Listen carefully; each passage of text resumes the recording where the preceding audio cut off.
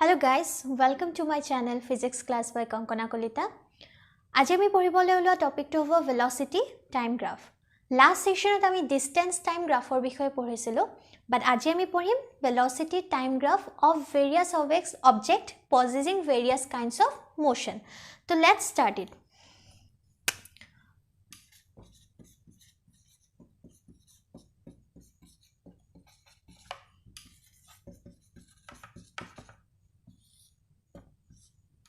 So velocity time graph আমি first পঢ়িম for uniform motion.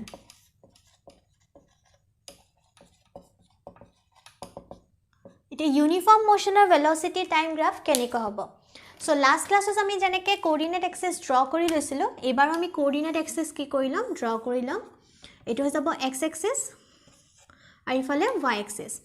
x axisত আমি time ল'ম আগৰ নিচিনাকৈ and y axis ত এবাৰ আমি লম velocity. And uniform motion at কি হয় আমি এটো চাম. আমি জানো যে uniform motion at আমাৰ conditions বোৰ লিখাইছিলো তাতে মই কৈছিলো যে কি হয় velocity constant হয়. So if velocity is constant then velocity can never be changed. Velocity কেতিয়াও কি হ'ব নোৱাৰে চেঞ্জ হ'ব নোৱাৰে. So চেঞ্জ নহলে velocity এটা কি হ'ব ফিক্সড ভ্যালু থাকি যাব. আৰু টাইমটো কাৰো কাৰণে নৰখে গতিকে টাইম কি হ'ব গৈ থাকিব. So for an object having uniform motion the velocity time graph will be a straight line parallel to the time axis. So এটো হৈছে আমাৰ কি uniform motion সুষম গতিত থকা যিকোনো বস্তু এটাৰ বেগ সময়ৰ লেখডাল কেনেকুৱা হয় সময় অক্ষৰ সমান্তৰালভাৱে এডাল কি হয় ৰেখা হয়.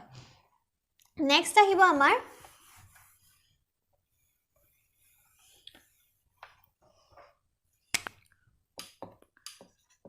uniform accelerated motion. এটা uniform accelerated motion কোনবোৰ হয় uniform accelerated motion সেইবিলাক হ'ব যিবোৰত কি হ'ব acceleration to constant হৈ যাব. Acceleration will be constant. তাৰ মানে velocity change যেটো হ'ব হেতু constant হ'ব. Suppose ধৰা মোৰ velocity কি হৈছে 5 meter per second. 2 second পিছত 10 meter per second হৈ গল. Again 2 second পিছত 15 meter per second. Again 2 second পিছত 20 meter per second. তাৰ মানে every 2 secondত মোৰ কিমান কৈ change হৈছে 555. তো change to কি হৈ আছে constant for every 2 second. So acceleration ইয়াত কি হৈ যায় constant. So তেনেকুৱাৰ ক্ষেত্ৰত আমাৰ velocity time graph to কি হৈ যাব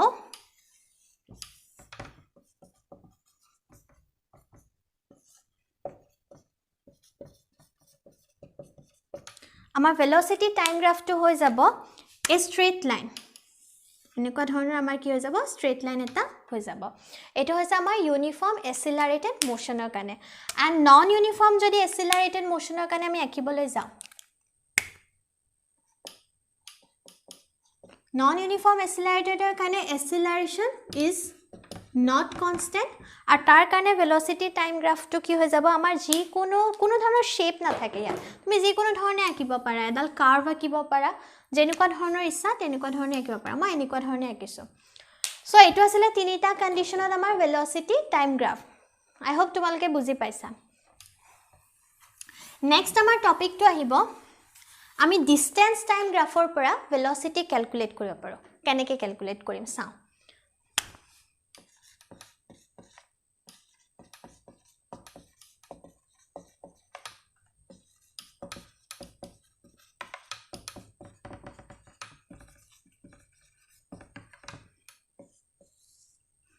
So মই এটা distance time graph draw কৰিম for a uniform motion.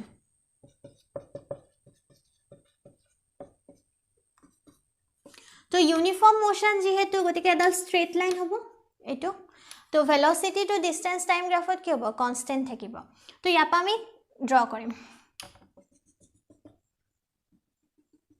So মই এটোক নাম দিলো AB Suppose এখিনি হৈছে x0 আৰু এই পইণ্টটো মই লৈ লৈছো x1 এখিনি 0 আৰু এই টাইমটো লৈছো মই t আৰু এটোক দিছো মই c আৰু এই এংগলটো হৈছে থিটা ঠিক আছে আৰু মই ধৰি লম যে বস্তুটো কি হৈছে v velocity ৰে মুভ কৰি আছে ইন এ ইউনিফৰ্ম মোশন গতিকে velocity v টো কি হ'ব কনস্ট্যান্ট থাকিব সো হিয়াৰ সোৱা কি হৈ আছে তো হিয়াৰ OA is equal to কি হৈ আছে x naught and এখিনি যদি মই d নাম দিও তেন্তে OD is equal to হৈ আছে x1 তো আমি কি কৰিম AD উলাম AD is equal to কি হ'ব OD minus OA is equal to x1 minus x0 আৰু এই AD is equal to কি হৈ যাব আমাৰ AD is equal to BC similarly মই যদি AC উলাও তেন্তে AC is equal to কি হ'ব OE নাম দি দিও OE তো OE is equal to কি হ'ব t minus 0 তাৰ মানে t হৈ গল এটা নাও velocity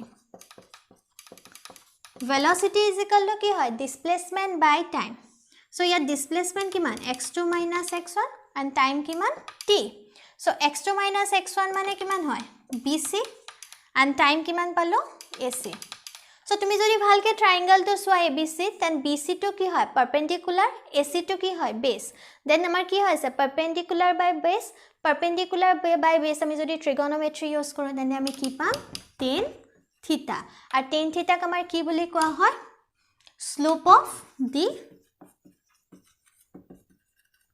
vt graph তাৰ মানে আমাৰ vt graph vt নহয় st graph distance time graph তাৰ মানে আমাৰ distance time graph যেটো slope হ'ব সেই slope টো আমাক কি দিব velocity দিব so এনেকে আমি ইউনিফৰ্ম মোশনত থকা বস্তু এটা distance time graph পৰা আমি velocity calculate কৰিব পাৰো আমি জাস্ট কি উলাব লাগে তাৰ slope টো উলাব লাগে slope টো উলালে আমি ডাইৰেক্টলি velocity calculate কৰিব পাৰো তো আই হোপ তোমালোকে এখিনি বুজি পাইছা নেক্সট সেশনত মই velocity time graph পৰা কেনেকে আমি